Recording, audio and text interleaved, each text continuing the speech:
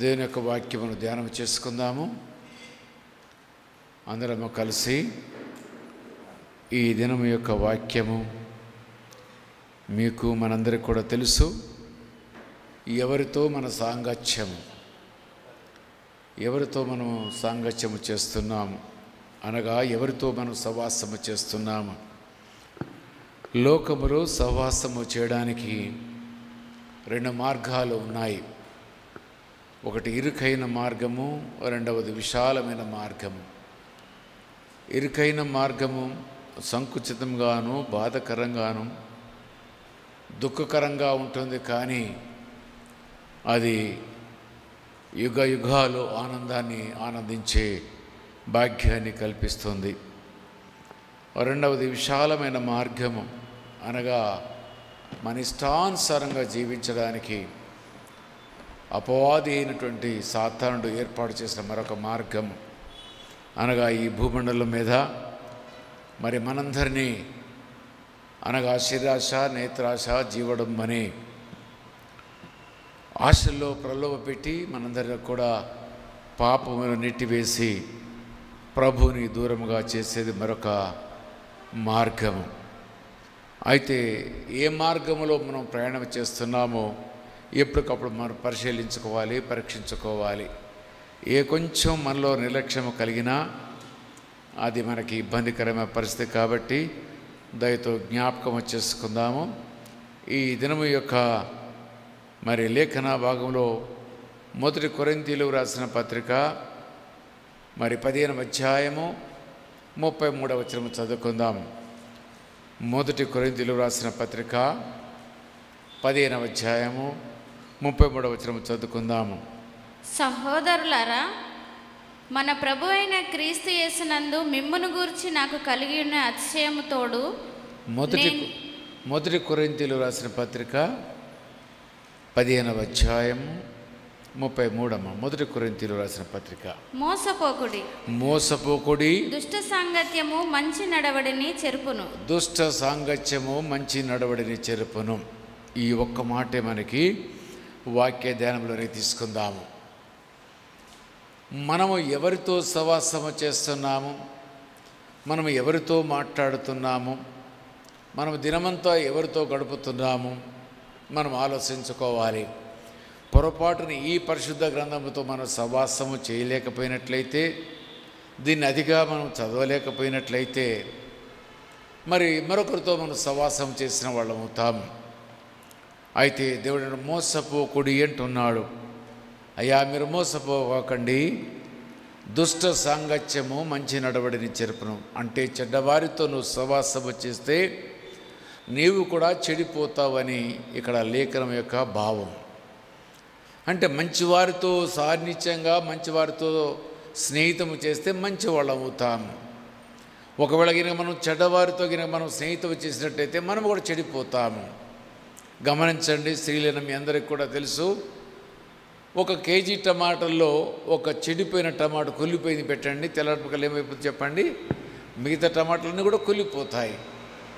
అంటే 10 మంచి ఉన్నా కనుక చెడిపోయింది ఒక్కటి చాలు చెడగొట్టడానికి. 100 లీటర్ల పాలల్లో 1 నిమ్మకాయ రసం కనుక 1 కాయ కనుక పిండేస్తే ఏమైతే పాలను కూడా ఏమైపోతాయి, పగిలిపోతాయి.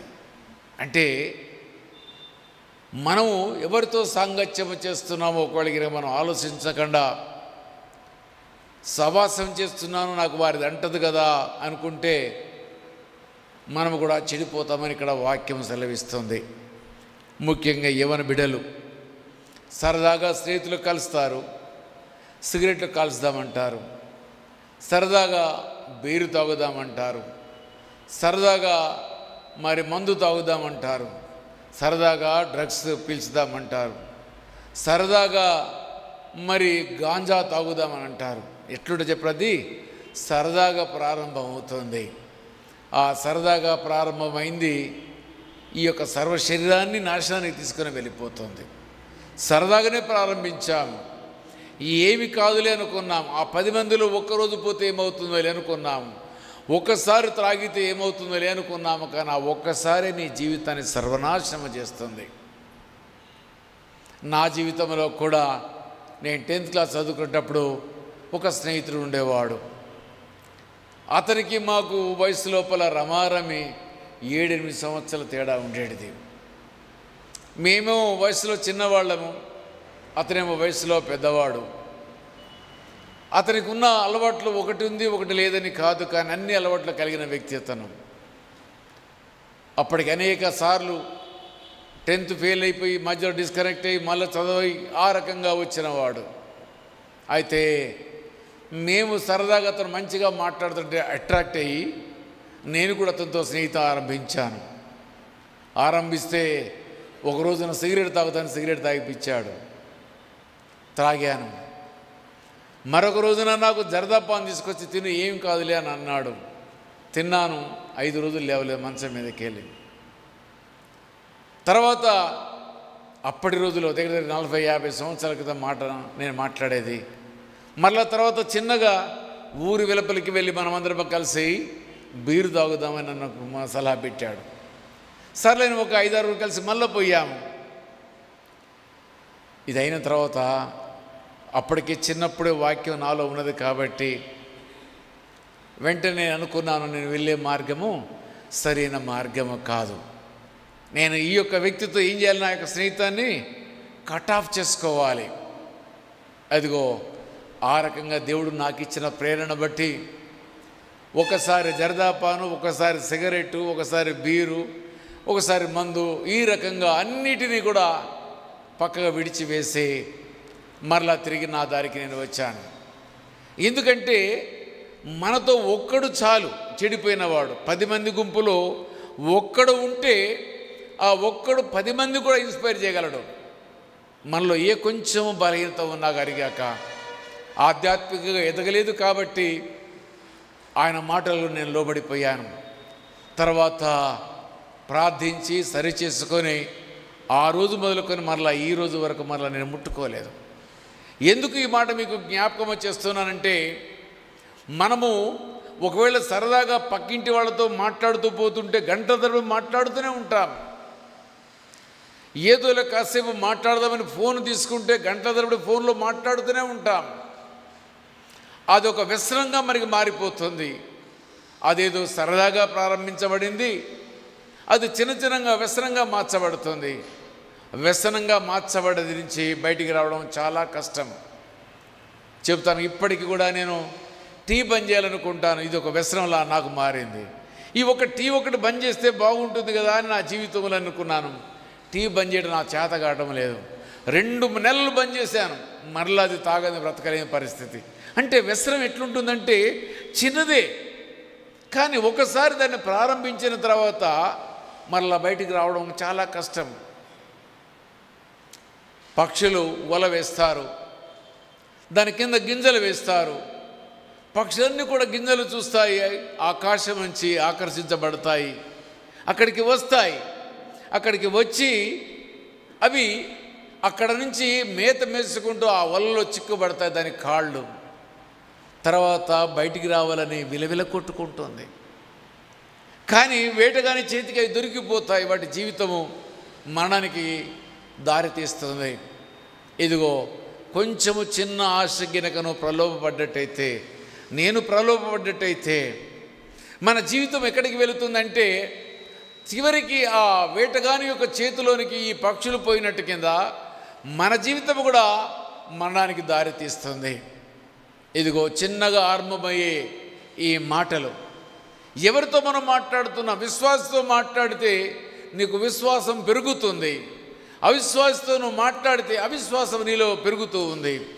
ఎవరితో నువ్వు సాన్నిహిత్యము చేస్తున్నావో ఆ సాన్నిహిత్యము నేనేం చేస్తుందంటే నిన్ను దాంట్లో నెట్టివేస్తుంది, లాగివేస్తుంది. మరి ముఖ్యంగా ఈ లోకంలో శరీరాశ, నేత్రాశ, జీవడం అనేటివి ఎంత పవర్ఫుల్ అంటే ఒక్కసారి దాంట్లో కనుక పడ్డామో ఇక బయటికి రాలేము. మనం అందరం కూడా గిలగిల కొట్టుకోవాల్సిందే.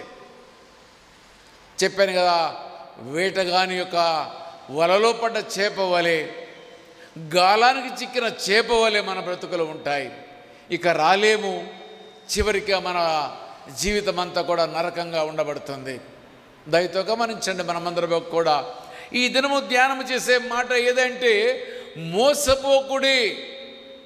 మోసపోకుడి, దుష్ట సాంగత్యము మంచి నడవడిని చేర్పను. నువ్వు మంచివాడువైనా కానిగాక నీవు ఎవరితో సవాసము చేస్తున్నావో వారితో నువ్వు సవాసం చేసేది సరైన వాళ్ళు కాకపోతే నిన్ను పాతాళ లోకానికి నెట్టివేస్తారు. కాబట్టి మనమందరం కూడా జ్ఞాపకం పెట్టుకుందాము, మనం ఎవరితో సవాసము చేస్తున్నాము, మనం మాట్లాడేది ఎవరితో మాట్లాడుతున్నాము, మనం ఎవరితో సవాసము చేస్తున్నాము, ఎవరితో ఎక్కువ మన సమయాన్ని గడుపుతున్నాము. ఒకసారి మనం ఆలోచించకుండా అదే మార్గంలో వెళ్ళిపోతే నీలో విశ్వాసము నుంచి అవిశ్వాసము నీకు ఎక్కువగా అవుతుంది. అదే ఒక విశ్వాసంతో నువ్వు గినక సమయం గినక గడపడానికి ఇష్టపడ్డట్టయితే, లేక పరిశుద్ధ గ్రంథముతో నువ్వు గినక సమయం గడపడం నువ్వు ఇష్టపడ్డట్టయితే, ఇదిగో జీవితంలో నీకు పరివర్తన కలుగుతుంది, నీలో మార్పు కలుగుతుంది. ఖాళీ పాత్రని దేవుడు నింపుతాడు నిన్ను.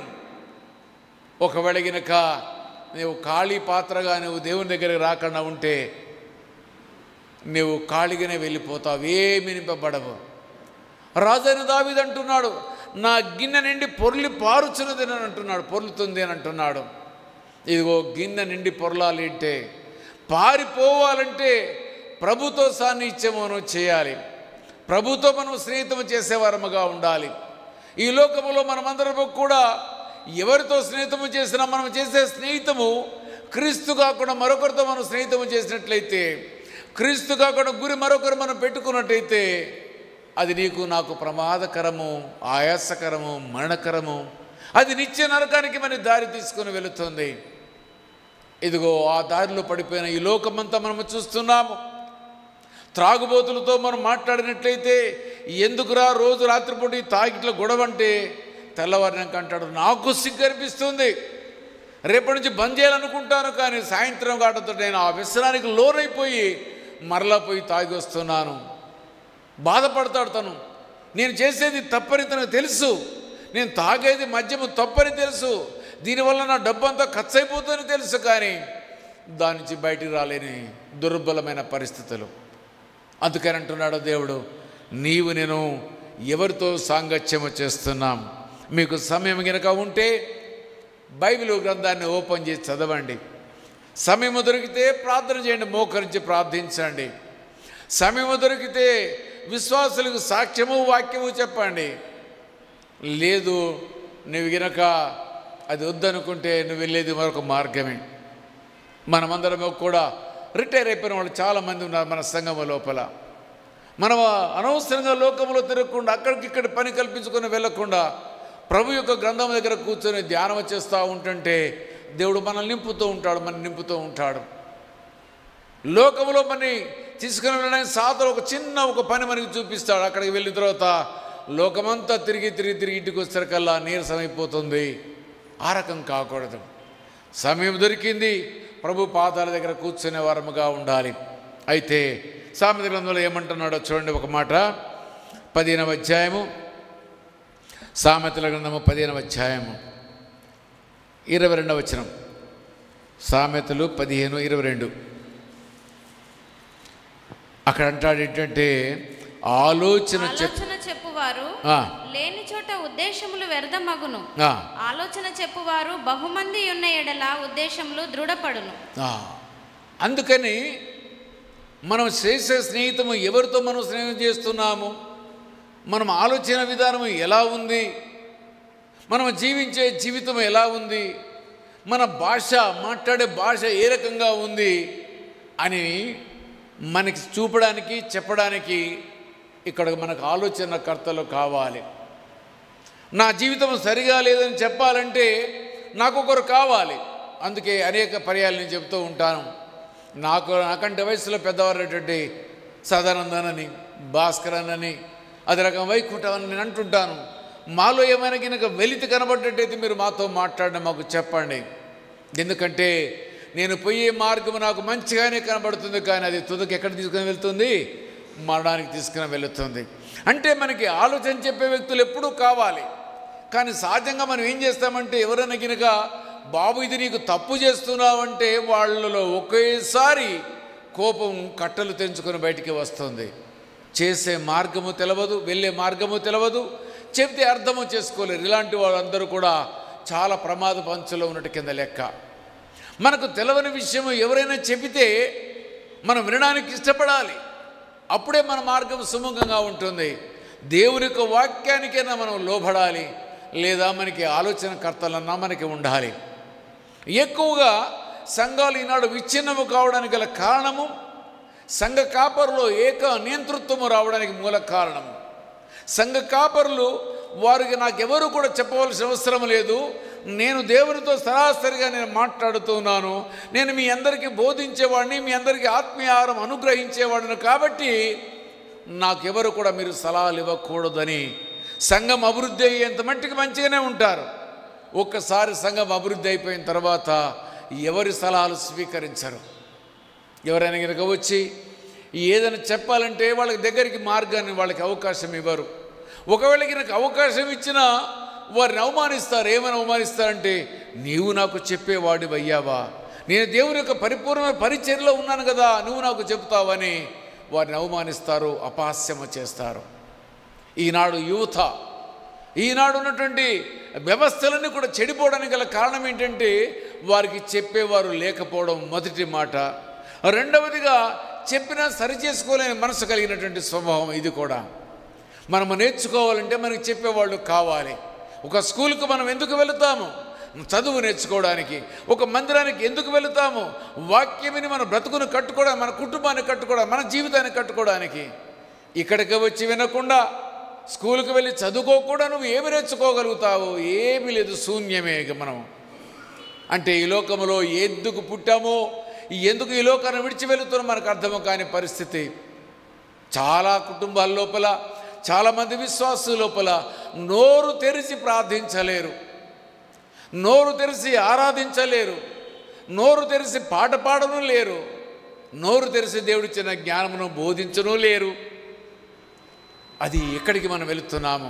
నీకు బోధించేవారు, నిన్ను సరిచేసేవారు, నీకు మార్గము చూపించేవారు, మార్గదర్శనం నీకు ఉండాలి ప్రతిసారి కూడా. అందుకనే సామెత గ్రంథం అంటున్నాడు, ఆలోచన చెప్పువారు లేని చోట ఉద్దేశములు వ్యర్థములగును. నీకు ఆలోచన చెప్పేటోడు కావాలి. మన పిల్లలకి మనం ఆలోచన చెప్తాం, అయ్యా రీసౌండ్ వస్తుంది. మన పిల్లలకి మనం చెప్తాము, ఆలోచన చెప్తాము, ఇది నువ్వు చేసేది కరెక్ట్ కాదని చెప్తాము. ఒకవేళ కనుక ఆలోచన ప్రకారంగా విన్నాడా, అతనికి మేలుకరము, అతనికి ఆశీర్వాదకరము. వినలేదనుకో, అది ఏమైపోతుంది? ఇప్పుడు ఆలోచన ఏమైపోతుంది? వ్యర్థమైపోతుంది. అందుకే దేవుడు కూడా మనకి అనేకమైన ఆలోచనలు చెప్తూ ఉన్నాడు. ప్రతిదినము ప్రాతకాలం అన్న లోపల, ప్రతిదినము సాయంకాలము సంధ్యాకాల సవాసము లోపల, శనివారం ఉపవాస ప్రార్థన, అదే రకంగా ఆదివారం అన్నాడు మనమందరం కూడా ఆరాధనలోనికి మనం పాలు పంపులు పొందుకుంటున్నాం. ప్రతిసారి దేవుడు మనతో మాట్లాడుతూనే ఉన్నాడు. ఆయన మనకి ఆలోచన చెబుతూనే ఉన్నాడు, కానీ ఆలోచన వినడం లేదు కాబట్టి వ్యర్థమైపోతుంది. ఆయన చెప్పే ఆలోచనలన్నీ కూడా ఎప్పుడు మనకి బోధించేవారు కావాలి. మంచి స్నేహితుడు ఏం చేస్తాడంటే మనలో ఉన్న తప్పును చేయాలని ఏం చేస్తాడు? ప్రతిదీ తప్పు పడతాడు. మన చెడు కోరేవాడు ఏం చేస్తాడు? మనం తప్పు చెప్పినా, మనం నేర్చుకోకపోయినా వెరీ గుడ్ అని అంటాడు. మన పిల్లలు ఎక్కువగా స్నేహితులతో ఎక్కువ కలగడానికి గల మూల కారణం ఏంటంటే మనము ప్రతిరోజు వాడిని లేచింది కానీ మొదలుకొని పడుకునే వరకు వాళ్ళు తప్పులు వెతుకుతాం మనం. అది వాళ్ళకి నచ్చదు. ఎక్కడికి వెళ్తాడు? ఒక స్నేహితుడి దగ్గరికి వెళ్తాడు.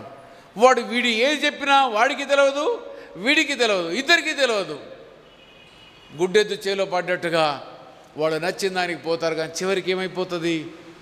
చదువు అంతా కూడా వ్యర్థమైపోతుంది, జీవితం అంతా కూడా అగమ్యగా మార్చబడుతుంది. అయితే మనకెప్పుడు కూడా సంతోషించండి. చాలామంది కుమారులు, కుమార్తెలు, భార్యలు, భర్తలు అంటారు, నా భార్య ఉంటే నాకు మంచి సలహా ఇచ్చేదండి, ఆమె చనిపోయింది. మా నాన్న నాకు మంచి సలహా ఇచ్చేవాడు, చనిపోయాడు. ఉన్నప్పుడు వింటగా, తర్వాత బాధపడటానికి. ఉన్నప్పుడే మనం వినం, చనిపోయిన తర్వాత మా నాన్న మంచి అడ్వైజర్ అండి, ఎన్నో కుటుంబాలు తీర్చిదిద్దాడు, కానీ మేము వినలేదు కాబట్టి మా జీవితం నాశనమే. ఇప్పుడన్నా నేర్చుకుందామంటే మాకు చెప్పేవాళ్ళు లేరు. ఇక్కడ అంటున్నాడు, అందుకనే ఆలోచన చెప్పేవాళ్ళు మనకి ఎక్కువగా ఉండాలి. ఆలోచన చెప్పేది కనుక వినకపోతే అది వ్యర్థమవుతుంది. నువ్వు ఏది నేర్చుకోలేవు జీవితం లోపల. ప్రతిసారి తప్పు పడితే మనం అనుకోవాలి, ఎందుకు నాలో ఈ తప్పును నేను పదే పదే ఎందుకు అనిపించుకుంటున్నాను కనుక అనుకుంటే అది నీకు విలువైనటువంటిది. లేక ప్రతిసారి తప్పు పెట్టినప్పుడల్లా నన్ను అవమానిస్తున్నారనుకుంటే ఇక జీవితం నేర్చుకునేది ఏది కూడా లేదు. అందుకే అంటున్నాడు, ఆలోచన చెప్పువారు లేని చోట ఉద్దేశములు వ్యర్థమగును, ఆలోచన చెప్పువారు బహుమంది నేడల ఉద్దేశములు దృఢపరచబడును. ఆలోచన చెప్పేవాళ్ళు ఎక్కువ మంది ఉంటే మనం గట్టిగా అవుతాం, బలంగా మార్చబడతాం. కాబట్టి ప్రియ సహోదరి సహోదరుడా, నీకెవరైనా ఆలోచనకర్తలు ఉన్నారా? ఆలోచనకర్తలు ఈ లోకంలో ఉన్నటువంటి ఆలోచనకర్తలు కాదని సర్వాధికారైన ఆలోచనకర్త నీకు గినక ఉంటే నీ జీవితము గమ్యానికి చేరుకుంటుంది. నీ జీవితము ఒక మధురంగా ఉంటుంది, నీ జీవితము ఆనందమయంగా ఉంటుంది, నీ జీవితము సంతోషంగా ఉంటుంది. నీవు గినక ఆ ఆదరించే ఆదరణకర్త దగ్గరకు వెళ్ళక, నీకు సలహా ఇచ్చే ఆ సలహా దగ్గర సంప్రదింపు దగ్గరికి మనం వెళ్ళక, మనం గినక నాకు నచ్చిందే మార్గం అంటే మనం ఏమీ కూడా నేర్చుకోలేము. ఈ లోకము లోపల మనం నేర్చుకోగలిగింది ఏమీ లేదు, శూన్యము మాత్రమే. కాబట్టి దయచేసి అందుకనే ఈయన అంటున్నాడు ఏంటంటే, ఆలోచన చెప్పువారు లేని చోట ఉద్దేశములు వ్యర్థములగును, ఆలోచన చెప్పువారు బహుమంది యున్నడిలా ఉద్దేశములు దృఢపరచబడను. నీ యొక్క ఆలోచన దృఢపరచబడాలంటే, నీ జీవితము కట్టబడాలంటే, బలంగా ఉండాలంటే, రాతి మీద కట్టబడిన యొక్క ఇల్లు వలెను ఉండాలంటే నీ ఆలోచన అనగా దేవుడు నీకు చెప్పే ఆలోచన వినాలి అంటున్నాడు దేవుడు. మరి ఆ రకంగా ఉన్నట్టయితే నీకు గొప్పగా దేవుడు మేలు చేస్తాడు. ఒకవేళ గిరక వినలేదా, నీ ఇష్టము, దేవుడు నిన్ను ఆయన నీ ఇష్టానికి స్వేచ్ఛకు అప్పగించాడు. మాట విన్నావా, మార్గం సుముఖం అవుతుంది. మాట వినలేదా, నీవెక్కడ వెళుతున్నావో నీకు అర్థము కాదు. అదే రకంగా సామెతల గ్రంథము 13వ అధ్యాయము 20వ వచనము చూద్దాము, చూడండి. అందుకనే మనము ఆలోచన చెప్పేవారంటే వాళ్ళు జ్ఞానులు కావాలి, వాళ్ళు జ్ఞానులు కావాలి. అదేదో చూద్దాము, చూడండి. 20వ వచనం చూద్దాం. జ్ఞానుల సహవాసం చేయువాడు, జ్ఞానుల సహవాసము చేయువాడు జ్ఞానం గలవాడగును, జ్ఞానము గలవాడగును. మూర్ఖుల సహవాసం చేయువాడు చెడిపోవును. సరిపోను. చాలామందికి ఏంటంటే మనకంటే గొప్ప నాలెడ్జ్ ఉన్న వాళ్ళతో మనం మాట్లాడడానికి ఇష్టపడం, బాగా ఇంగ్లీష్ మాట్లాడేవాళ్ళతో మనం మాట్లాడడం. ఎందుకు? మనలో తప్పులు పడితే వాళ్ళు ఎవరు అవమానిస్తారని భయం. మీకు చెప్తే నమ్ముతారో నమ్మరో, నేను ఇక్కడికి వచ్చి 3 సంవత్సరాలు నాతో మాట్లాడే వాళ్ళు ఎవరూ లేరు. నాకు ఒక్క భాష పదాలు మారిపోతున్నాయి, నాకు దొరకటం లేదు. నాకు అసలు ఎందుకు ఇక్కడ మాట్లాడడానికి, ఆ మాట మాట్లాడడానికి ఎవరు కూడా లేరు. హైదరాబాద్లో మీరు వెళ్ళండి, చదువు రాని వాళ్ళు, చదువు వచ్చిన వాళ్ళు ఉర్దూలో, హిందీలో మాట్లాడతారు. కారణం ఏంటి? సహవాసం. ఇక్కడ అంటున్నాడు ఏంటంటే మనమందరము కూడా జ్ఞానుల సహవాసము చేయాలి. దేవునిలో ఆత్మీయంగా ఎదిగిబడిన వారితోటి, బాగా పాటలు పాడేవారి దగ్గర నేర్చుకోవడానికి ఆసక్తి చూపాలి. వాళ్ళు పాడితే నేను పాడాలన్నా, వాళ్ళు చెప్తేనే వినాలన్నా, వాళ్ళు చెప్తేనే నేర్చుకోవాలన్నా నువ్వేమి నేర్చుకోలేవు. కానీ ఏది రాదు కూడా నీకు. జ్ఞానులతో సహవాసం చేయమంటున్నాడు దేవుడు. అందుకనే దుష్ట సాంగత్యం మంచి నడవడిని చేర్పునంటున్నాడు. నీవు నేను ఎవరితో సహవాసం చేస్తున్నాం? ఒక జ్ఞాని స్నేహితుడుగా నీకు ఉండమనేది గొప్ప భాగ్యము. ఒక మాట మీకు ఇన్స్పిరేషన్, ఒక మాట చెప్పి నేను వాక్యం వరకు మరలా వస్తాను. నాతో సహవాసం అంటే ఉద్యోగంలో జాయిన్ అయిన ఒక సహోదరుడు 10th 3 సార్లు ఫెయిల్ అయ్యిండు. 10th 3 సార్లు ఫెయిల్ అయ్యిండు. 3 సార్లు ఫెయిల్ అయితే ఈయనతో చదువుకున్న వాళ్ళంతా కూడా ఇంటర్మీడియట్ అయిపోయారు. వాళ్ళంతా హైదరాబాద్కు రోజు అప్ అండ్ డౌన్ చేస్తున్నారు. ఇంకా కొంతమంది డిగ్రీ వెళ్ళారు. అయితే ఒక రోజున ఈయన వారితో కలిశాడట. కలిస్తే వాళ్ళు అన్నారట, అరే రేపు మనము సినిమాకి వెళ్దామరా, మాతో రా అని అన్నారట. అయితే వాళ్ళతో కలిసి ఈయన ట్రైన్లోకి వెళ్తూ ఉంటుంటే వాళ్ళు మాట్లాడే భాష నాకు అర్థం కావడం లేదు. వారి ఆలోచనలు గొప్ప గొప్పగా ఉన్నాయి. ఇగో నేను డిగ్రీ చేసిన తర్వాత ఇది చేయాలనుకుంటున్నాను, అది చేయాలనుకుంటున్నాను, నేను సివిల్స్ ప్రిపేర్ కావాలనుకుంటున్నాను అని అంటే ఈయనకి గుండెలు పగిలిపోయినట్టు అయిపోయిందట. అయ్యో, నా జీవితం అంతా నాశనం చేసుకుంటున్నాను కదా, చదువు మీద నాకు ఆసక్తి లేదు కదా అని బాధపడ్డాడట. బాధపడి ఇబ్బంది పడిపోయి వాళ్ళతో ఇక మాట్లాడలేని పరిస్థితికి వచ్చిందట అతనికి. వాళ్ళు మాట్లాడితే వాళ్ళు ఒకళ్ళొకళ్ళు మాట్లాడుకుంటున్నారు, వాళ్ళతో చదువుకున్నవాడే, కానీ వారి స్థాయిని అందుకోలేకపోతూ ఉన్నాడు. తర్వాత తను రిపెంట్ అయ్యాడట, అయ్యో నేను ఎందుకు వెనకబడ్డానని. మరలా తిరిగి అతను చదువు ఆరంభించాడు. ఎంఎస్సి కంప్యూటర్స్ ఆ రోజులు చదివాడు, మాతో ఉద్యోగానికి వచ్చాడు, ఎస్పీగా రిటైర్ అయిపోయాడు. అంటే జీవితం లోపల అతని యొక్క మలుపు తిరగడానికి గల మూల కారణం ఏంటి? మంచి వారితో, అతని కంటే ఉన్నతమైన జ్ఞానము, ఉన్నతమైన భావము, ఉన్నతమైన ఆలోచన, ఉన్నతమైన చదువుకున్న వారితో అతను స్నేహితునికి ఒక్కరోజు పోయాడు, తన జీవితం మార్చబడ్డది. నేను ఎవరితో మనం సహవాసం చేస్తున్నాం? క్రీస్తు ప్రభు వారితో మనం సహవాసం చేస్తున్నాం అంటున్నాము, కానీ మనలో పరిపూర్ణమైన క్రైస్తవ యొక్క లక్షణాలు మనం ఎందుకు రావడం లేదు? కారణం ఏంటంటే కొంచెము లోకము లోపల, కొంచెము దేవుని లోపల. మన కాలు ఒకటి ఆ పడవ మీద, ఒక కాలు ఈ పడవ మీద మనం ప్రయాణం చేయాలనుకుంటున్నాము, రెండు వైపులు ఉండాలనుకుంటున్నాము. కానీ చిన్న తుఫాను వచ్చి ఆ పడవకి ఈ పడవకి కనుక వ్యత్యాసమే కనుక మధ్యలో అయితే ఏమైపోతావు? నువ్వేం చెప్పండి? ఆ పడవలో ఉండలేవు, ఈ పడవలో ఉండవు. ఎక్కడ ఉంటావు? నీళ్ళలో నువ్వు మురిగిపోతావు. ఇక మన జీవితం, మన ప్రయాణాలన్నీ కూడా ఇలానే ఉన్నాయి. ఆయన ఒక్కరోజు వారితో సాంగత్యము చేస్తే తను ఎక్కడ ఉన్నాడో, ఎందుకు వెనకబడిపోయాడో అర్థం చేసుకుని తన జీవితాన్ని సరి చేసుకున్నాడు. ఇగో మనని దేవుడు అన్నాడు, మనకెంత భాగ్యం అంటే ఆయనతో సహవాసము చేయడానికి.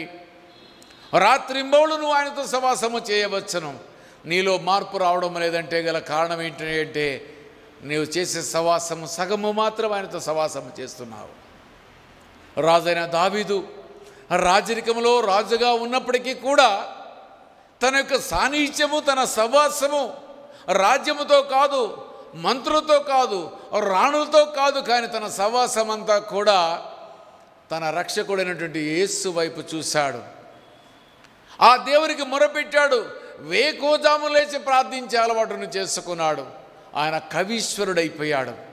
దేవుడు తనలోనికి వచ్చినప్పుడు ఏ భాష లేనివాడు, ఏమి చదువుకోలేని ఆ యొక్క రాజు ఆ యొక్క గొప్ప కవిగా మార్చబడ్డాడు. దేవుడు తనతో మాట్లాడితే అనేకమైన ప్రవచనాలు కూడా యేసయ్య యొక్క పుట్టుక గురించి కూడా ఆయన చెప్పాడు, ప్రవచనాలు ప్రవచించాడు. ఎవరితో సహవాసము చేశాడు? దేవునితో సహవాసము చేశాడు. యుద్ధము చేయవలసిన సమయంలో యుద్ధము చేశాడు, మిగతా సమయం ఎంతో దేవునితో గడిపాడు. మనం ఏం చేస్తాము? ఉద్యోగము చేస్తాము, తర్వాత ఇక మరలా లోకంలోనే కలిసిపోతాం. మరలా స్నేహితులు రమ్మన్నారని ఛాయ్కి, స్నేహితులు రమ్మన్నారని సినిమాకి, స్నేహితులు రమ్మన్నారని దావత్కి, స్నేహితులు కలవమని చెప్పి బజార్లో పోయి కలుస్తూ మన సమయం అంతా వ్యర్థము చేస్తున్నాము. ఈ దేవుడు బ్రతకడానికి మనకి ఉద్యోగం ఇచ్చింది లోకముతో సహవాసము చేయడానిక, ఆయనతో సహవాసము చేయడానిక? మన మందిరంలో కూడా మనం చూస్తాము, చాలామంది శనివారం హాలిడే ఉంటుంది కానీ రారు వాళ్ళు, ఆదివారం హాలిడే ఉంటుంది కానీ రారు.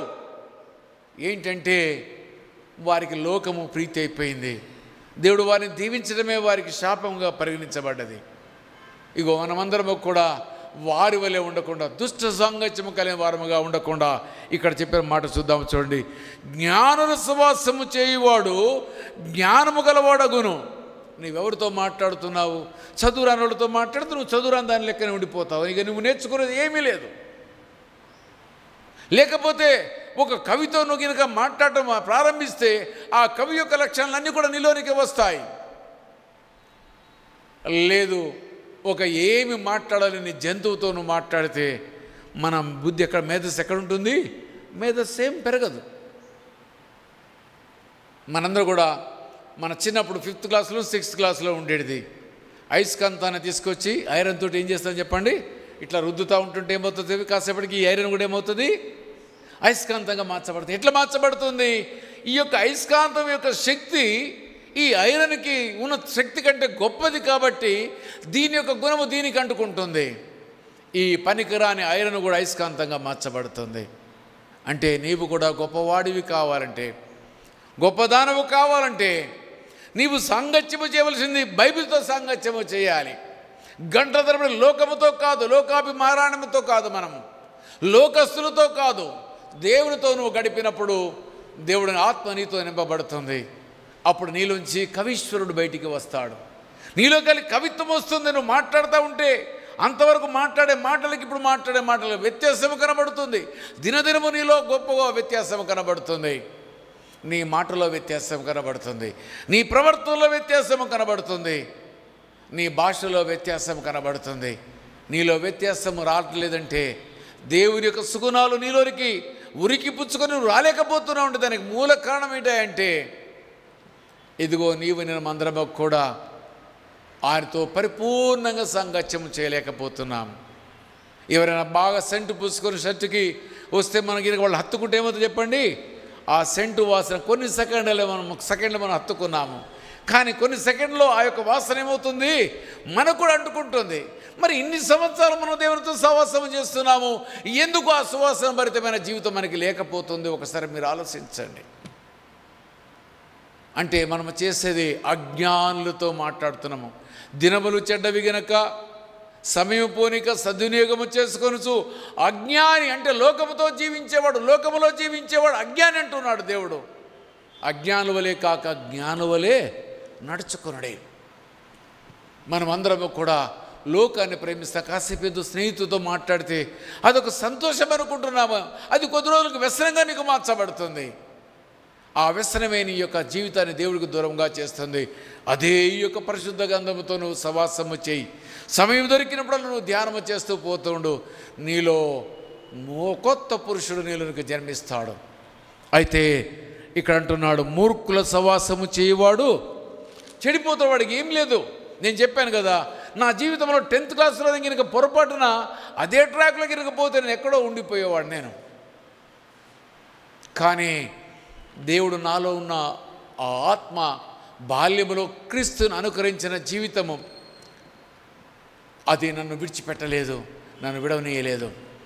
ఆయన తన మార్గంలో తీసుకొని వచ్చాడు.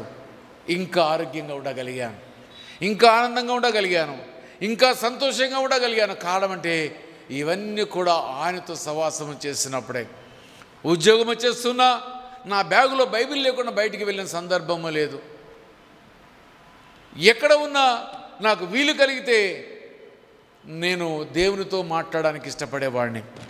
ప్రియ సంగమా, నీవు నేను కూడా మనమందరం కూడా మూర్ఖులతో సవాసము చేయకూడదు. ఇందాక నేను చెప్పాను కదా, జ్ఞానుల వలె మనం నడుచుకోవాలి, అజ్ఞానుల వలె మనం నడుచుకోకూడదు. ఇంకో మాట కూడా చూద్దాము, చూడండి. రోమీయులకు రాసిన పత్రిక 6వ అధ్యాయము అక్కడ ఏమంటున్నాడో చూద్దాం. రోమీయులకు రాసిన పత్రిక 6వ అధ్యాయము 12వ వచనము చదువుకుందాము. 6:12 అంటారు. కాబట్టి శరీర దురాశలకు లోబడనట్లుగా. ఇప్పటిదాకా సాంగత్యం గురించి మాట్లాడక వచ్చాడు, సవాసము గురించి మాట్లాడక వచ్చాడు, ఇప్పటి వరకు జ్ఞానం గురించి మాట్లాడకుండా వచ్చాడు. ఇప్పుడు ఏమంటున్నాడు చూడండి. కాబట్టి శరీర దురాశలకు లోబడినట్లుగా చావునకు లోనైన మీ శరీరమందు, చావునకు లోనైన ఈ యొక్క శరీరమునందు పాపమును ఏలనీయకుడి. ఈ శరీరములో ఏం ఏలకూడదట? పాపము ఏలకూడదట. పాపము ఏలితే ఈ యొక్క సర్వ శరీరానికి నష్టం కలుగుతుంది. శరీర దురాశలు, ఈ శరీరానికి అన్నీ కూడా అన్ని చెడే దురాశలే. మంచి ఆలోచన దీటకెళ్ళి ఒక్కటి కూడా రాదు. మార్కు సువార్త 7వ అధ్యాయంలో ఆ మాటలు మనం చూస్తాము. ఆ లోపలికి వెళ్ళి వచ్చేటన్ని కూడా నుంచి అక్కడ లిస్ట్ ఇచ్చాడు, ఏమేమి పాపాలు ఉన్నాయో అక్కడ లిస్ట్ ఇచ్చాడు. ఇదిగో మనమందరం కూడా దురాశలకు లోబడినట్లుగా చావునకు లోనైన మీ శరీరమందు పాపమును ఏలనీయకుడి. ఒక్క మాట నేను బైబిల్లో ఒక ఉదాహరణ మీకు జ్ఞాపకం వచ్చేస్తాను. 2వ దినవృత్తాంతముల గ్రంథము 10వ అధ్యాయానికి రండి అందరూ కూడా. 2వ దినవృత్తాంతములు 10వ అధ్యాయం. అక్కడ ఒక మంచి వ్యక్తి చెడిపోయిన వ్యక్తిగా మార్చబడతాడు. చూస్తాం అక్కడ 10వ అధ్యాయము 1 నుంచి మనం చూసినట్లయితే రెహబామునకు పట్టాభిషేకం చేయుటకై రాజైన దావీదు గారి యొక్క మనమడు ఈయన రెహబాము, ఈయన పేరు. ఈ రెహబాము సొలొమోను యొక్క కుమారుడు. అయితే సొలొమోను యొక్క కుమారుడు రెహబాము రాజుగా అయ్యాడు. రాజుగా అయిపోయిన తర్వాత ఆ రాజ్యంలో ఉన్నటువంటి 10 గోత్రాల వాళ్ళందరూ కూడా ఈ యొక్క యూదా గోత్రం మీద కొంచెం కోపంతో ఉండే వాళ్ళందరూ కూడా. అయితే ఈ 2 గోత్రాలు మొదటి నుంచి సాన్నిధ్యంగా ఉన్నాయి, కానీ 10 గోత్రాలు వేరుగా ఉండేటివి. అయితే దావీదు రాజ్యములో ఆయన ఒక గోత్రము కాకుండా ఆయన అన్నాడు, అందరినీ సమానంగా పరిపాలించాడు. సొలొమోను కాడికి వచ్చేసరికల్లా మందిరము కట్టడము, అదే రకంగా ఆయన రాజభవనాలు కట్టబడము, ఈ పనిలో ఎక్కువగా దాసత్యములో నలిగిపోయారు యూదా ప్రజలందరూ కూడా, ఇశ్రాయేలు జనాంగమంతా కూడా. ఆ సందర్భంలో సొలొమోను రాజు కూడా లోకమును విడిచాడు. తనకు మారుగా తన కుమారుడైన రెహబాముని రాజుగా చేశారు. రాజుగా చేస్తే సొలొమోను దగ్గర పనిచేసిన మంత్రివర్గము, సొలొమోను దగ్గర పనిచేసినటువంటి పెద్దలు అనేక మంది ఆ రాజా కొలువులో ఉన్నారు అందరూ కూడా. అయితే 10 గోత్రాలు వాళ్ళందరూ కూడా కలిసి వచ్చారు. 10 గోత్రాలు వాళ్ళు వచ్చి ఏమన్నారో చూడండి, ఒక మాట చదవండి.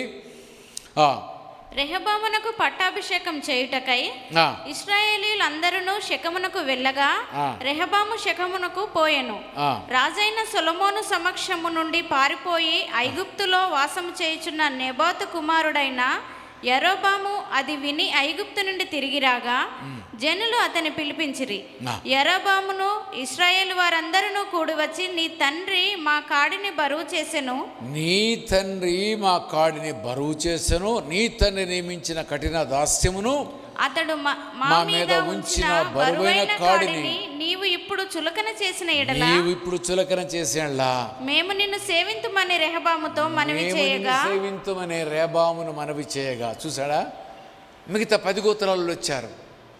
10 గోత్రాల్లో అందరూ కూడా వచ్చి ఏం చేశారంటే ఈ రెహబామును అడిగారు, అయ్యా మీ నాన్నగారు మమ్మల్ని మీద దాసత్యమైన పని ఎక్కువగా పెట్టాడు, ఇదిగో మీ నాన్నగారు ప్రభులో నిద్రించాడు, ఇదిగో నువ్వు రాజుగా ఆయనకి మారుగా రాజుగా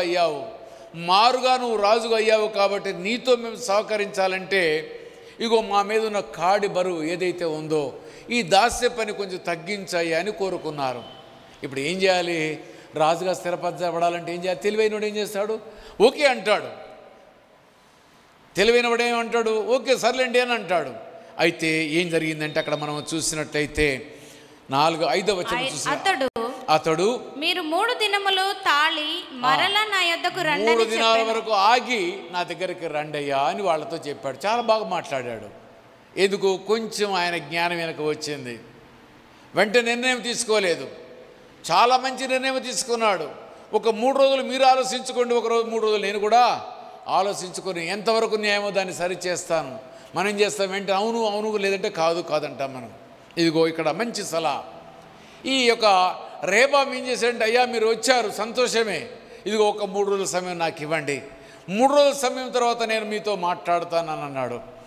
ఈయన ఈ మధ్యలో ఏం చేశాడు చూడండి, అక్కడ చూసినట్టయితే అప్పుడు రాజైన రెహబాము తన తండ్రి అయిన సొలొమోను సజీవి అయి ఉండగా అతని సమక్షమున నిలిచిన పెద్దలను పిలిపించి, ఈ జనులను నేనేమి ప్రత్యుత్తరం ఇయ్యవలెను, మీరు చెప్పు ఆలోచన ఏది అని అడగగా వారు, నీవు ఈ జనుల ఎడల దయాదాక్షిణ్యములను చూపి వారితో మంచి మాటలాడిన ఎడల వారు ఎప్పటికీ నీకు దాసులగుదురని అతనితో చెప్పిరి. ఎలాంటి సలహా చెప్పారు? మంచి సలహా చెప్పారు, అద్భుతమైన సలహా చెప్పారు. ఇందాక మనం అనుకున్నాం కదా, సామెతలు 15-20 చూసాం కదా, ఆలోచన చెప్పువారు లేని చోట ఏమైతే ఉద్దేశాలు ఏమైపోతాయి? వ్యర్థమైపోతాయి. ఇక్కడ ఎవరున్నారు? సొలొమోనుతో సహవాసము చేసినటువంటి అద్భుతమైనటువంటి జ్ఞానం కలిగిన వాళ్ళందరూ కూడా ఇక్కడ ఉన్నారు. వారి దగ్గరికి పోయి అడిగాడు. అక్కడ వారు వచ్చిన 10 గోత్రాల వాళ్ళకన్నారు 3 రోజుల సమయం అన్నాడు. 3 రోజుల సమయం అడిగాడు, మంచిగానే ఉంది. ఆ సలహా కూడా మరెవరిని పోయి అడిగాడు? మరలా వెళ్ళి ఆ యొక్క జ్ఞానం కలిగిన వారిని అడిగారు. వాళ్ళు ఏం సలహా ఇచ్చారు? అయ్యా నువ్వు మంచిగా మాట్లాడు, వాళ్ళతో ఒక మాట చెప్పు, సర్లే అని చెప్పి ఒక మాట అంటే సరిపోతుంది అని అన్నారు. అంతటితో ఊరుకోవాలా లేదా? ఎందుకు? వాళ్ళ నాన్నకంటే జ్ఞాని కాదు, వాళ్ళ నాన్నకంటే గొప్ప రాజ్య పరిపాలన చేసిన వాడు కాదు, చిన్నవాడు. ఇప్పుడు ఏం చేయాలి? వాళ్ళ మాటను స్వీకరించాలి. నేను రాజుని, నువ్వు చెప్తే నేను వింటాను, ఒక్కసారి నాకు కూడా స్నేహితులు ఉన్నారు, నా స్నేహితులను పిలుస్తానని వాళ్ళ స్నేహితులను పిలిచాడు. ఆ స్నేహితులను పిలిచినప్పుడు 8వ వచనం చూడండి. అయితే అతడు పెద్దలు తనకు చెప్పిన ఆలోచన త్రోసివేసి తనతో కూడా పెరిగి తన ఎదుటనున్న యవ్వనస్తులతో ఆలోచన చేసి, నీ తండ్రి మా మీద ఉంచిన కాడిని చులకన చేయమని నన్ను అడిగిన ఈ జనులకు ప్రత్యుత్తరం ఏమి ఇయ్యవలనని మీరు యోచింతురో చెప్పుడని వారిని అడుగగా, అతనితో కూడా పెరిగిన ఈ యవనస్తులు అతనితో ఇట్లనిరి, నీ తండ్రి మా కాడిని బరువు చేసెను, నీవు దానిని చులకన చేయమని నీతో పలికిన ఈ జనులతో నీవు చెప్పవలసినదేమనగా, నా చిటికెన వ్రేలు నా తండ్రి యొక్క నడుము కంటే బరువుగా ఉండును. చాలండి. యవనస్తులు, జ్ఞానము లేనివారు, పరిపక్వత లేనివారు, వీళ్ళ ఆలోచన చూడండి, వాళ్ళ ఆలోచన చూడండి. రాజభవనంలో రాజసముఖం ముందు కూర్చున్న వాళ్ళు అన్నారు, అయ్యా రాజ్యము రెండుగా విడిపోకూడదు కాబట్టి నువ్వేం చెయ్యి, వారితో ఏకీభవించి మంచిగా మాట్లాడి వారితో దయ చూపించు, వారు నీతో ఉంటారని సలహా ఇచ్చారు. ఇక్కడ యవనస్తుల దగ్గరికి వెళ్ళాడు, తన బాల్యంలో పిచ్చిగా తిరిగినటువంటి వాళ్ళ దగ్గరికి వెళ్ళాడు. వాళ్ళని పిలిపించి అడుక్కుంటే వాళ్ళేమన్నారు, మా నాన్న మీ నాన్న యొక్క ఆ నడుము యొక్క బరువు ఏదైతే ఉందో నీ చిటికిన వేలు కంటే తక్కువ, అంటే నీ చిటికిన వేలే బరువైంది, అంటే ఇంకా ఎక్కువ నేను శ్రమ పెడతానని చెప్పేసి అని మావుతో మాట్లాడమన్నాడు. అనేసరికల్లా వాళ్ళు ఆ మాట చెప్పానంటే, చిటికిన వేలు నా తండ్రి యొక్క నడుము కంటే బరువుగా ఉండను, నా తండ్రి బరువైన కాడి మీ మీద మోపాను కానీ నేను మీ కాడిని మరింత బరువు చేసేదను, నా తండ్రి మిమ్మల్ని చుబుకులతో దండించను కానీ నేను కొరడాలతో మిమ్మల్ని దండించదని చెప్పాను. 3వ దినమున ఈ మాటలు చెప్పారు వాళ్ళు. ఎవరిని అడిగాడు? అజ్ఞానులను అడిగాడు. రాజుగా ఒక అధిపతిగా పరిపాలన చేయడానికి మంత్రులు ఉంటారు, సామంతులు ఉంటారు, వారిని అడగాలి. వారిని అడిగాడు, వారి సలహా పాటించలేదు. కానీ మిడిమిడి జ్ఞానం కలిగిన, అనుభవం లేని, భక్తి లేని ఆ పిల్లల్ని అడిగినప్పుడు వాళ్ళు ఏం చెప్పారంటే, వాళ్ళకి చెప్పురా నాయన, మీ నాన్న యొక్క నడుము కంటే కూడా నీ చిటికన వేలు బరువని, మీ నాన్న చెప్పిన బరువు కంటే ఎక్కువగా బరువు పెడతానని, అంతేకాదు కానీ మీ నాన్న మిమ్మల్ని కొరడాతో కొట్టాడు కానీ నేనేం చేస్తానన్నాడు. అక్కడ మాట చూడండి, ఇట్లనగా చులకన చేయమని అంతో చెప్పిన మాటలకు, నా తండ్రి మిమ్మను చబుకులతో దండించెను గాని నేను కొరడాలతో మిమ్మను దండించదనని చెప్పు. చుపకము అంటే చండ్రకోల. దీన్ని నేను ఈ భాష నాకు అర్థం కాక ఇంగ్లీష్ బైబిల్ తీసి దాంట్లో ఆ పదాన్ని నేను చూసినప్పుడు అది చండ్రకోల అంటారు. చండ్రకోల అంటే పశువులు కొట్టడానికి మీ అందరికి జ్ఞాపకం ఉంటుంది కదా, కర్ర, ఒక చిన్న కర్ర ఉంటుంది దున్నే వాళ్ళ దగ్గర కానీ బండి నడిపే వాళ్ళ దగ్గర కానీ. ఆ కర్రకి చివరికి ఆ తోలుతో 3 పేటలతో పేనింది ఒకటి ఉంటుంది. అది ఆ తోలు దెబ్బ కొడితే దెబ్బ తగులుతుంది, చురుకు అనిపిస్తుంది. ఆ యొక్క ముళ్ళు ఆ కర్రకి ఏముంటుంది, ముళ్ళు కూడా ఉంటుంది, ఒక ఐరన్ కూడా ఉంటుంది. అయితే మా నాన్న మిమ్మల్ని దీంతో కొట్టాడు, నేనేం దాంతో కొడతానంటున్నాడు చెప్పండి? కొరడా. ఏసైని దేంతో కొట్టారు? కొరడాకి ఏముంటుంది చెప్పండి? కొరడాకి ఇక్కడ 3 తేళ్ళు, 3 ఆ తోలుతో పేనిని చివరికి ముగింపు అయిపోతుంది. కానీ ఈ కొరడాకి ఏముంటుంటే దీని నుంచి 5, 10 అలాంటి తోలుతో అలిన వాటికి ఉండి, మన గాలం లాంటివి ఉంటాయి చూసారా, ఇట్లా కుచ్చుకునేటివి ఉంటాయి అన్నట్టు. ఇవి వేసి కొడితే అది ఏమవుతుంది చెప్పండి? పోయి శరీరానికి ఏమవుతుంది? దిగిపోతుంది. గుంజితే ఏమవుతుంది? మళ్ళా ఆ యొక్క నాగటి చాళ్ళ వలె వస్తుంది. మా నాన్న మిమ్మల్ని కొరడాలతో కొట్టాడు, ఇగో నేను అట్లా కాదు, చుబుకముతో కొట్టాడు, నేనేం చేస్తాను? కొరడాలతో కొడతాను. అంటే వీళ్ళతో ఎవరు స్నేహితం చేస్తారండి? ఎవరు కూడా స్నేహితం చేయరు. దాని తర్వాత 10 గోత్రాలు మొత్తం కూడా యెరోబాము తీసుకున్నాడు. అది ఇశ్రాయేలు దేశంగాను, ఇది యూదా దేశముగాను. అంటే అజ్ఞానమైన ఆలోచన, నీతిమాలిన ఆలోచన, పరిపక్వత లేని ఆలోచన దేశాన్ని 12 గోత్రాలని వేరు చేయగలిగింది. మాటకి ఎంత ప్రాముఖ్యత ఉందో ఒకసారి ఆలోచించండి. మన నోటితో ఒక స్నేహితుని కొత్త వారి స్నేహితులుగా చేసుకోగలుగుతాము. మన నోటితో మాట్లాడే మాటతోటి, ఈ నాలుగుతో మాట్లాడే మాటే మరొక వ్యక్తిని మనం దూరం చేసుకోగలము. భాష చాలా జాగ్రత్తగా ఉంది. అందుకని యాకోబు పత్రికలు అంటాడు, నాలుక ఏమంటాడు? అగ్ని, అది అగ్ని లాంటిది, అది దహించి వేస్తుంది అని అన్నాడు. కాబట్టి అక్కడ ఒక చిన్న మాట గినక ఆ రేబాము గినక మాట్లాడి ఉన్నట్టయితే ఆ యొక్క 12 గోత్రాల దేశం ఏదైతే ఉందో, ఐగుప్తు దేశం వచ్చిన దేశం అట్లనే ఉండిపోయేది. కానీ 10 గోత్రాలు వేరు, 2 గోత్రాలు వేరుగా అనేక సంవత్సరాల వీళ్ళ మధ్య యుద్ధాలు కూడా జరిగాయి. దీనికి మూల కారణం ఏంటి? అవివేకమైన ఆలోచన, దేవుని భయం లేని తనము, తన తండ్రి దగ్గర ఏమాత్రం కూడా జ్ఞానం సంపాదించుకోలేదు. యవన బిడ్డలతో సలహా తీసుకున్నాడు, అనగా దేవుని యొక్క జ్ఞానము లేని వారితో సలహా తీసుకున్నాడు. అంత రాజరికం అంతా నాశనము చేసి వేశాడు. ఎదుగు అదే రీతిగా నీవు కూడా ఎవరితో సవాసము చేస్తున్నావు? నువ్వు చేసే సవాసము వ్యక్తులతో ఎలాంటి వాళ్ళు వాళ్ళతో చేసే సవాసములో గనక నీవు ఉన్నట్టయితే వారి యొక్క అలవాటు నీకు కూడా వస్తాయి. నీవు కూడా చెడిపోతావు. దుష్ట సాంగత్యం మంచి నడవడిని చెరుపుని అంటున్నాడు. ఇదిగో నీవు కూడా చెడిపోతావేమో, జాగ్రత్త సుమి. కొన్నిసార్లు మన బంధువులైన అన్యులతో మనం సవాసము చేస్తే చిన్నగా వాళ్ళ అలవాట్లన్నీ కూడా మనకు వచ్చేస్తాయి. ఆ వచ్చిన అలవాట్లు ఇంకా మన జీవితం అంతా సచ్చిందాక మనలో అయ్యే ఉంటాయి. ఇంకా మనం చూసాము కదా, నేను దినమని మనం చూస్తూ ఉన్నాము కదా, ఈ యొక్క అన్య ఆచారాల గురించి మనం మాట్లాడుతూ ఉన్నాము. లోకానికి ఎలా దూరం అయిపోతాం మనం చూస్తూ వస్తున్నాము. ఈ ఆచారాలు విడిచిపెట్టలేము. కాబట్టి నేను మనం జ్ఞాపకము చేసుకుందాము. ఒక చిన్న అతిక్రమము, ఒక చిన్న అవివేకము, ఒక తప్పుడు యొక్క సలహా రాజ్యాన్ని విభజించి నష్టము చేసి మీరు కొట్టుకొని సత్యకాడికి తీసుకుని వచ్చింది.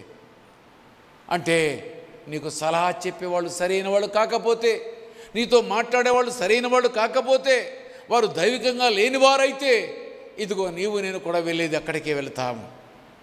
జాగ్రత్త. రెహబాము వలె నువ్వు ఎవరితో సభ చేస్తున్నావు? నీ సాంగత్యము ఎవరిది? లోకముతో సవాసము చేసావా?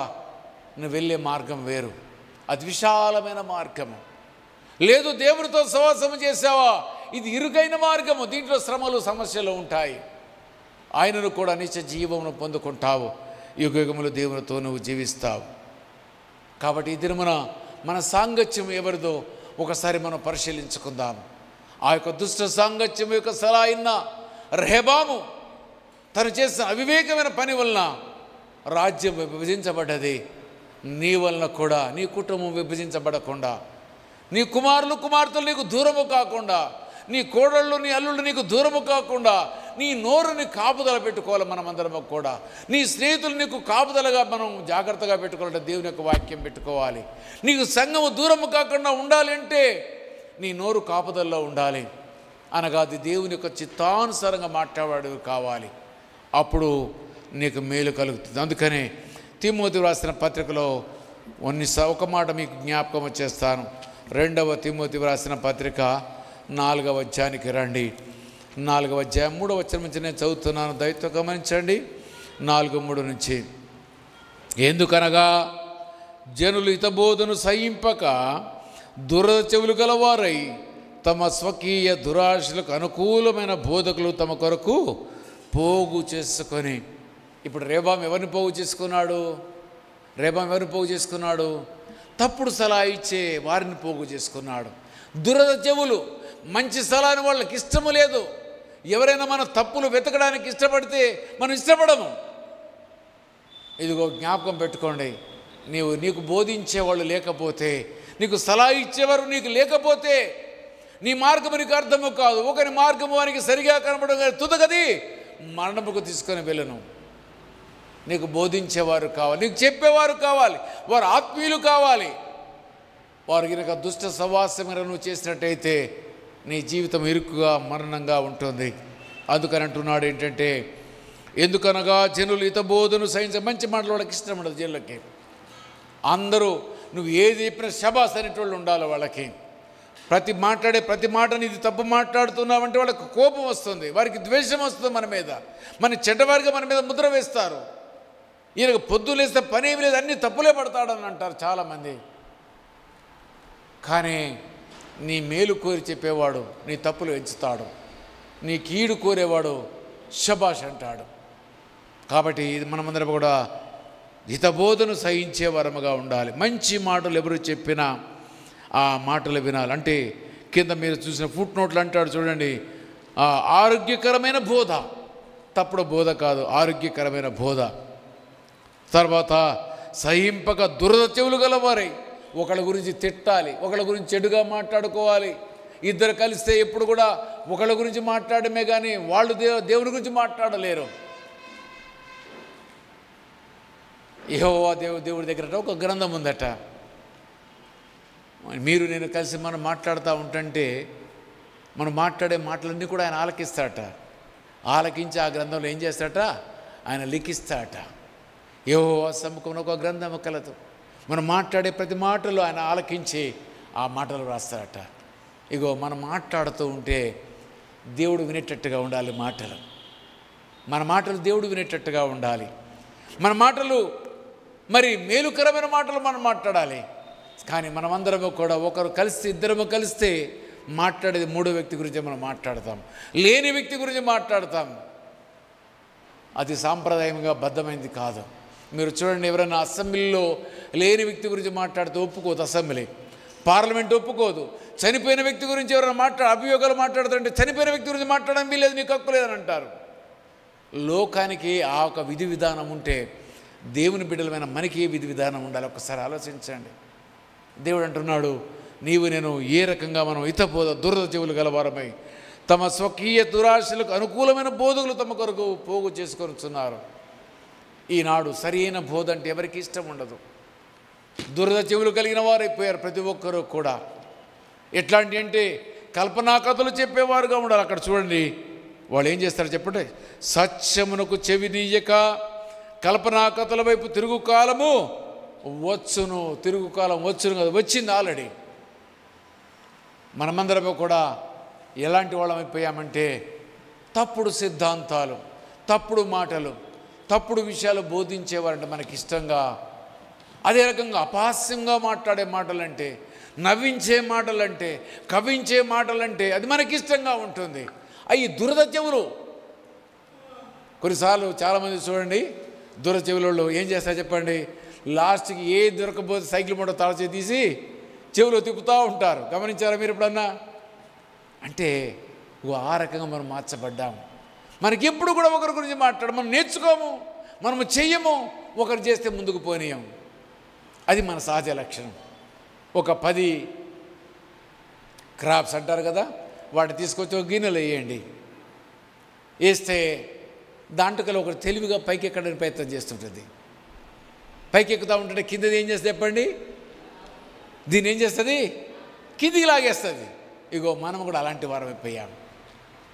మనం ఎదగము, ఎదిగే వాళ్ళని ఎదగనీయం, అడ్డుగోడగా మనం మచ్చబడ్డాము. సంఘాలు ఎక్కడ చూసినా కానీ ఈ చివరి దినాల్లో మనం చూస్తే క్రీస్తుని ప్రకటించనియ్యరు, ప్రకటించే వారిని ప్రకటించనియ్యరు, బోధించే వారిని బోధించనియ్యరు. అన్ని కట్టుబాట్లు పెట్టేస్తారు. సంఘ పెద్దలు అన్నీ కూడా కట్టుబాట్లు పెడతారు. ఆ వాక్యం మాట్లాడకూడదయ్యా, నీవు ఈ రకంగా మాట్లాడకూడదయ్యా.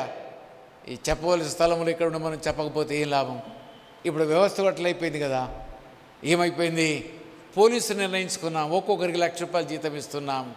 రెవెన్యూ డిపార్ట్మెంట్ మనం నిర్ణయించుకున్నాము, లక్షల జీతాలు, కోట్ల రూపాయలు వాళ్ళకి ఇస్తున్నాము. అలాగే అనేకమైనటువంటి వింగ్స్ ఉన్నాయి, అనేకమైన డిపార్ట్మెంట్స్ ఉన్నాయి, అన్ని డిపార్ట్మెంట్ వాళ్ళు ఉన్నారు. వాళ్ళ జ్ఞానాన్ని ఉపయోగించని ఇక్కడ మనం ఏం చేస్తాం? మన దేశం లోపల కలిగిన దరిద్రం ఏదంటే రాజకీయ నాయకుడు ఎక్కడ నచ్చితే అక్కడే పని చేయాలి. ఒక రాజకీయ నాయకుడు వస్తాడు, ఇక్కడ బ్రిడ్జి కట్టాలంటాడు, ఇంకొక రాజకీయ నాయకుడు ఇటుపక్క కట్టాలంటాడు. వీళ్ళకి ఏమి ఇయ్యాలో వీళ్ళకి పాలుపోదు. ఇదిగో మంచి వినే ప్రపంచము కాదు మన దేశం.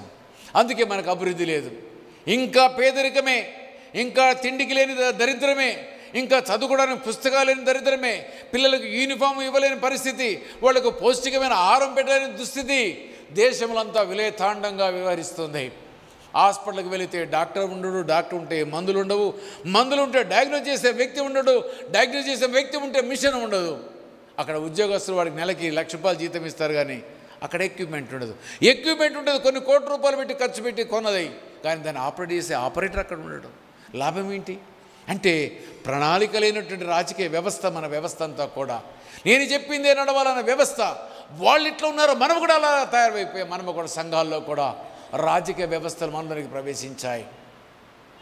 మనము మంచి వారిని ముందుకు పోనీయము, వారితో మనం ముందుకు వెళ్ళము, వారిని వెళ్ళే వాళ్ళని వెనక లాగుతాము. వారు మనమందరం కలిసి గుడ్డివాడు గుడ్డివారికి దారి చూపినట్టుగా ఆ గుంటలో పడిపోతాము. కాబట్టి ప్రియ సహోదరి సహోదరా, మోసపోకుడి, దుష్ట సాంగత్యం మంచి నడవడిని చెరుపునని దేవుని యొక్క లేఖనము సెలవిస్తుంది. ఆలోచన కర్తలగిన నువ్వు చెప్పేవాళ్ళకి లేకపోతే నువ్వు చెడిపోతావు అంటున్నది దేవుని యొక్క వాక్యము. అక్కడ మనం చూసాము, రెహబాము మంచిగా చెప్పేవాళ్ళ మాట వినలేదు, కానీ దురద చెవులు గలవాడై తన స్నేహితులు చెప్పిన మాట విని దేశాన్ని 2 ముక్కలు చేశాడు. అనేక మంది ఇశ్రాయేలు యూదులు చనిపోవడానికి మూల కారణము రెహబాము అయ్యాడు. ఇగో నీ యొక్క అనాలోచితమైన ఆలోచన వలన, నీ యొక్క దుష్టమైనటువంటి హృదయము ద్వారా సంఘము చెడిపోతుందా? ఒకసారి నువ్వు ఆలోచించాలి. మన కుటుంబాలు విడిపోతున్నాయా? మనము చూసుకుందాము, ప్రార్థన చేసుకుందాము, కళ్ళు మూసుకుందాము. అందరము కూడా కళ్ళు మూసుకొని వాక్యము నీతో మాతో మనతో మాట్లాడినట్లయితే, అవును ప్రభువా, నాకున్న స్నేహితులు, నాకున్న బంధువర్గము, నా చుట్టూ ఉన్నటువంటి సలహాదారులందరూ కూడా దేవుని ఎరగని వారు. వారి సలహాలతో నా జీవితాన్ని వెల్లదీస్తున్నాను. ఇదిగో సర్వాధికారివి, జీవాధిపతి, జీవజలములు ఇచ్చే దేవుడు నిన్ను మరిచి లోకంలో జీవిస్తున్నానని, అయ్యా నాకు కూడా దురద చెవులు ఉన్నాయి, నాకు జ్ఞానం కలిగిన వారితో నేను మాట్లాడలేకపోతున్నాను.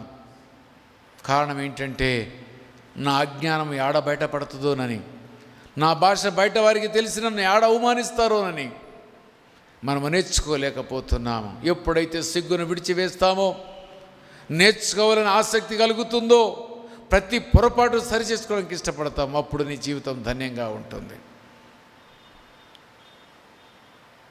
నీ జీవితాన్ని, నా జీవితాన్ని చెడగొట్టే దుష్ట సలహాలు ఇచ్చేవారు, దుష్ట సాంప్రదాయం కలిగిన వారు నీతో భాగస్వాములైతే మన బ్రతుకులు వ్యర్థమైపోతాయి. దయతో గమనిస్తాం అందరము కూడా.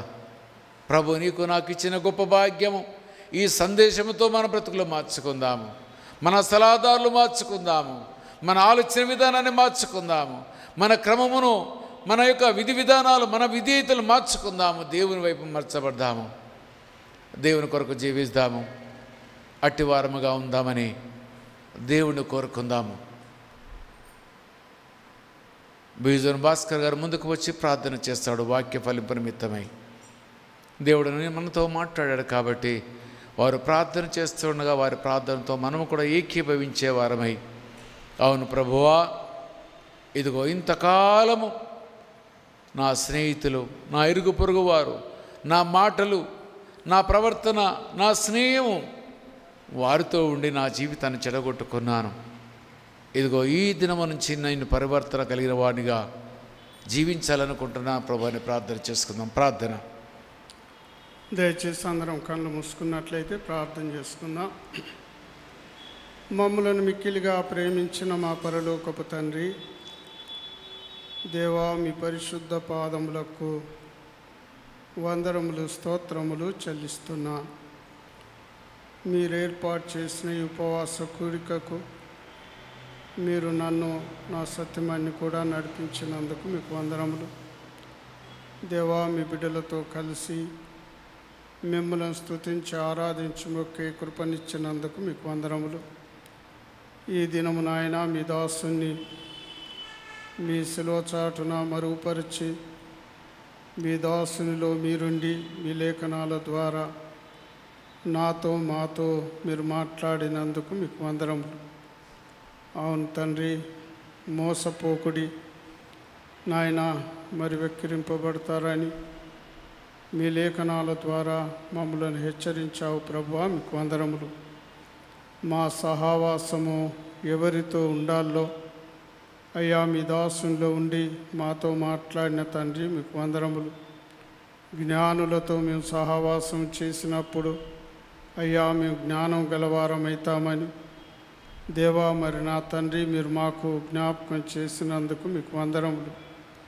అలాగే ప్రభువా, మేము మా సహవాసం ఎవరితో ఉంది అని ప్రభువా ఈ దినము నాయన తండ్రి మమ్మలను హెచ్చరించినందుకై మీకు వందనములు.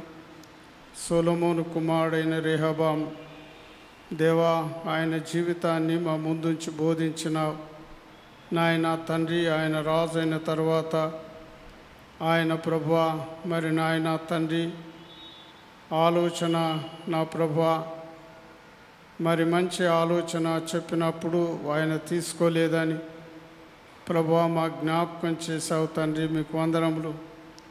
అప్పుడు నాయన ఆ యొక్క మరి రాజ్యం రెండుగా విభజించబడ్డాదని, మాకు ఆలోచనకర్తలు అనేకులు ఉండుట శ్రేయస్కరమని ప్రభువా మా జ్ఞాపకం చేశావు తండ్రి, మీకు వందనములు.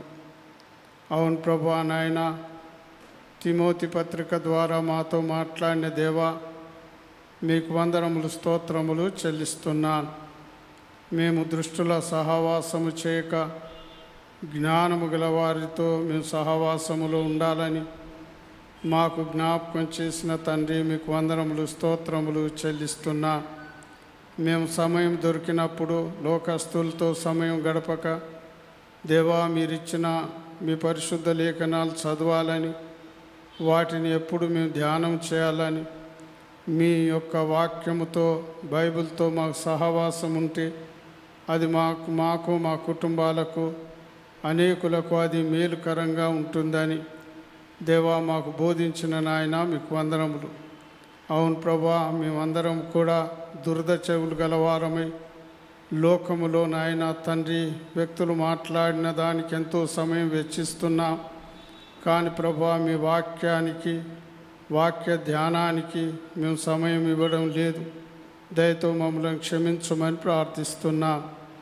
నాయన మీతో సహవాసము కలిగి ఉంటే మా బ్రతుకులు మారుతాయని, మేము ఆత్మీయంగా ఎదుగుతామని, మేము నేర్చుకుంటే ఇతరులకు నేర్పించగలమని అనేక సంగతులు నాయన మీరు మాకు బోధించారు తండ్రి, మీకు వందనములు. ఈ మాటలను మేము విని విడిచిపెట్టక వాటిని మా హృదయంలో భద్రపరచుకొని మా నిత్య జీవితంలో అనుసరించి జీవించే కృప మాకు దయచేయమని ప్రార్థిస్తున్నాను. దేవా, వచ్చిన మీ బిడ్డలందరినీ బట్టి మీకు వందనములు. ఎవరం కూడా నాయన విని విడిచిపెట్టే వారంగా కాకుండా నాయన మీ వాక్యానుసారం నడుచుకునే కృప మా అందరికీ దయచేయమని ప్రార్థిస్తున్నాను. అలాగే ముందున్న దినాల్లో నాయన మీ దాసుని ఇంకా బలపరిచి మీరు వాడుకోమని ప్రార్థిస్తున్నాను. దేవా, ఈ దినం రాలేకపోయిన బిడ్డలను మీరు దర్శించండి, మరోసారైనా నడిపించమని ప్రార్థిస్తున్నాను. ఈ సహవాసము, ఈ సమయం మాకు ఇచ్చినందుకై మీకు వందనములు, స్తోత్రములు చెల్లిస్తూ ఇంతవరకు మాతో మీరుండి మీరు మాకు సహాయం చేసినందుకై మీకు నిండు హృదయంతో కృతజ్ఞత స్తుతులు స్తోత్రములు చెల్లిస్తూ యేసు క్రీస్తు పరిశుద్ధ నామమున అడిగి పొందుకొని ఉన్నాను మా తండ్రి. ఆమేన్.